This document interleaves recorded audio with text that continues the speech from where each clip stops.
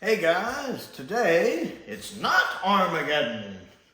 This time we've been visited by peaceful aliens, and what they want is for one person to go with them on their spaceship and take 5 pieces of sci-fi with them, because apparently they like sci-fi stuff from different planets and they want some of our best sci-fi stuff to show them, and they want one person to go kind of as an emissary. And I've been selected in this case, I guess, so I'll tell you my 5. But the thing is, if you could take 5 sci-fi franchises, and that doesn't mean take them away from here, copies. So nobody on Earth is losing them, they're still here. We're taking 5 copies with us, and you could go to another planet, because who doesn't want to get away from this one at this point?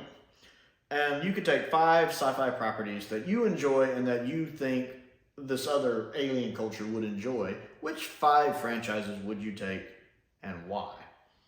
And I'm going to tell you my list if they selected me. The 5th one was actually harder than I thought it was going to be. But we'll start with number 1, which is, of course, Doctor Who. I love Doctor Who. You guys know I love Doctor Who. That's very obvious. Think of the potential. I mean, you're taking them basically 60 years of this show, give or take, hiatus stuff. But there's plenty of Doctor Who to go through. I mean, that's just if you're talking about the show. I mean, think if you take the Big Finish, the books, all that. Lots of Doctor Who. And it would be fun to watch them start from the very beginning with an unearthly child and then see how technology in television improved, see how the shows improved, let them experience the whole show for the first time.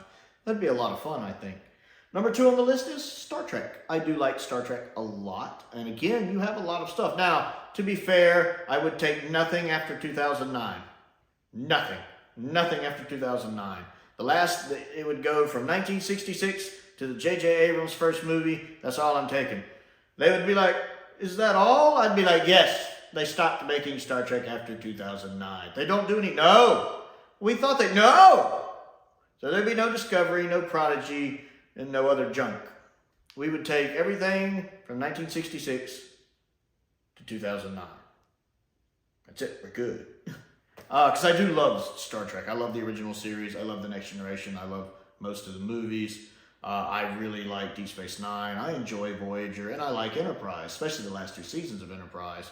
And then I enjoyed the first J.J. Abrams movie a lot. I didn't care for the second and third one much, but the first one I thought was really good. And, just tell the aliens, see, peaceful. There's peaceful aliens out there. We can form a federation ourselves. Y'all can give us some cool technology and we'll happily take it. Number 3 on the list is Mass Effect. I would take the Mass Effect trilogy. I would not take Andromeda. Andromeda's awful. I never even finished Andromeda, and I love the Mass Effect universe. I would definitely take Mass Effect Legendary Edition, of course. 1, so they could explore video games as well and see the kind of sci-fi video games we play. And 2, because Mass Effect itself is a blockbuster epic when it comes to story. I mean, it's basically the video game version of Star Wars. It has this massive, epic story. It's a wonderful story. I mean, it's so good, Picard Season 1 basically ripped it off for its story. But Mass Effect does it better. I mean, if you've never played Mass Effect, you should play Mass Effect. I love Mass Effect. Because you can take your first game, load it into your second game, then you finish the second game, you take that save, load it into your third game, it all carries over. It's so much fun. I absolutely love the Mass Effect series. Just the Legendary Edition I've played through probably 4 or 5 times. That's not counting the original versions of the game, which I also own.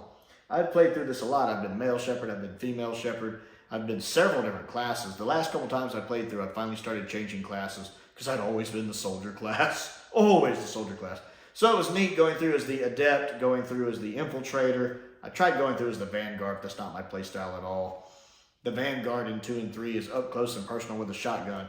That's not the way Prowl plays. Prowl is kill them from way back here with a nice sniper rifle or something.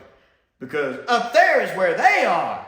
That's how you die. I don't do that. I don't like the high risk, high reward. Nope, I'm good with that. I'm going to hang back here and get them. That's how Prowly rolls. But I love Mass Effect, so that would have to go with me. And you guys should definitely play that if you haven't.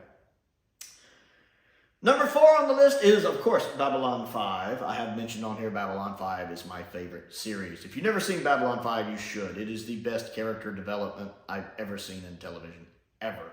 The characters are written so well and so lifelike. And they evolve. They're not just static the way even most characters in sci-fi are. Like even the characters in the original Star Trek series, they're very static characters for the most part in the original series because it was an episodic show.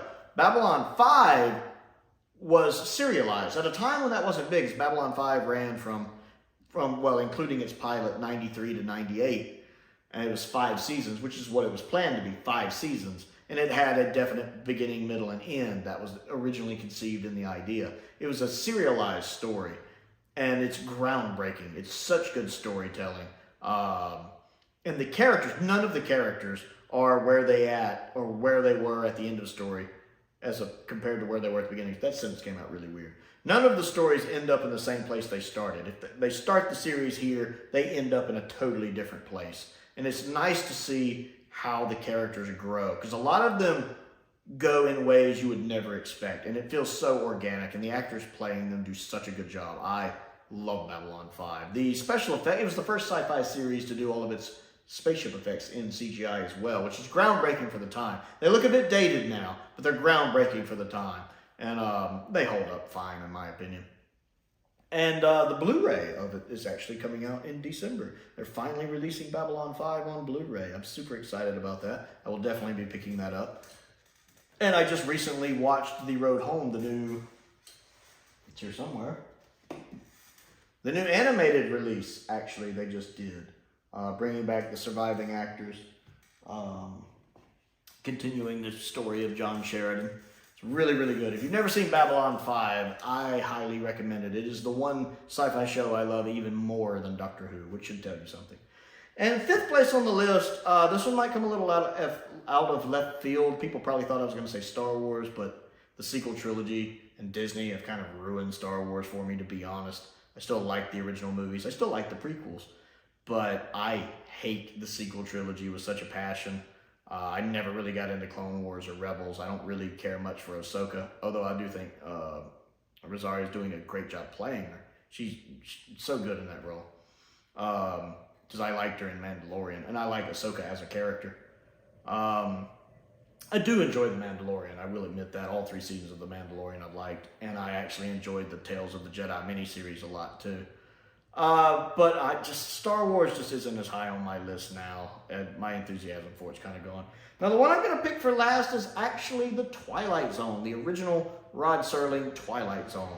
It's really hard to put the Twilight Zone in a genre. I mean, it is very much an anthology series, of course, but it's unique, and it does have a lot of sci-fi episodes. I love it. I love all the guest stars that show up, because I tend to love those old stars. Carol Burnett's in an episode. Jack Klugman's in several. You have William Shatner in a couple, including a famous one. You have all of these people who showed up. My mind is blanking on me. Roddy McDowell's in one. You have a lot of famous actors. And they're good, and they're unique, and they're different. And you never know what you're going to get from week to week. And some of my favorite pieces of television, I mean, Burgess Meredith is in both of my favorite 2 episodes. I love Burgess Meredith. Funny thing is, his 2 famous roles aren't even that big. Like, I loved the Adam West Batman series back in the day. When I was a kid with Burgess Meredith as the Penguin, but I don't ever go back and watch it as an adult. And I don't really get into the Rocky movies where he plays the coach. Those are probably his 2 most famous roles. But I love him in The Twilight Zone. He's in Time Enough at Last, one of the most famous episodes, and he's also in my personal favorite Twilight episode ever, The Obsolete Man, which every single person needs to see, because there's very important lessons that episode teaches that every person needs to see and learn from, especially the people today who may have never seen it. Yeah, everyone should see that. And that's the thing about the Twilight Zone. It has a really good social commentary, a lot of which is, if not all of which, is still valid today. And it's a neat way it goes about doing it through these shows. And just the twists in some of them are so good. I love the Twilight Zone. It's just a masterpiece of television. I actually think I have it on my Amazon wish list, actually, because I'd love to do reviews for that for the channel at some point, because I love that show. So those are the 5 sci-fi shows I would take with me, or the 5 sci-fi franchises, I should say, I would take with me, since one of them is a video game. There are others, of course, I would love to take, and it's really hard to say what counts as sci-fi. Because, I mean, Metroid is sci-fi, Mega Man is sci-fi. Those are my two favorite gaming franchises. And they're both technically sci-fi. But I think Mass Effect works better for its world building because it is very much an epic universe that it's fleshed out very well. You know, RoboCop could technically be sci-fi, but not quite what I'm looking for here. So sci-fi is a loose term here. But I was going more for like the space stuff. Even the Twilight Zone has a lot of that in it. So I want to know what you think of my list. And if really nice Armageddon showed up, so if really nice aliens showed up, and were like, hey, come with us. We want to be friends. Bring some cool sci-fi for us to watch. And you were the one invited to go. What sci-fi properties would you take and why? Comment down below and let me know. Other things to do. Don't forget to click the like button and the subscribe button and the bell for notifications so you never miss out on another video. I'm closing in on 1,000 subscribers. And that is my goal for 2023, so I certainly would appreciate that. I also have a Patreon if you would like to support me on that. There is a link to that down in the description below. I want to give a shout out to some of my top tier patrons, Stephen Crane, Colin Coney, and Finn Perkins. I appreciate their support, as I do the support of all of my patrons. I have a P.O. box if there's anything you'd like to send me to look at and review, and a link to my Amazon wish list is down there as well. Most importantly, thank you for watching.